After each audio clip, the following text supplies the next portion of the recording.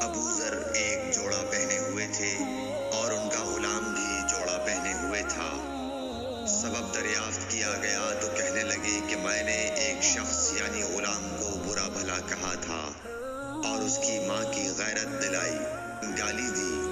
تو رسول اللہ صلی اللہ علیہ وسلم نے یہ معلوم کر کے مجھ سے فرمایا، اے ابو ذر، تو نے اسے ماں کے نام سے غیرت دلائی ہے، بے شک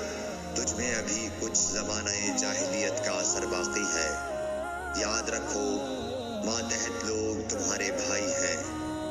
اللہ نے اپنی کسی مصلحت کی بنا پر انہیں تمہارے قبضے میں دے رکھا ہے،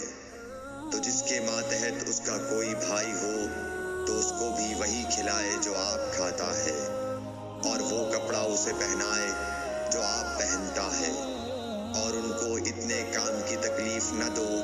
کہ ان کے لیے مشکل ہو جائے، اور اگر کوئی سخت کام ڈالو تو تم خود بھی ان کی مدد کرو۔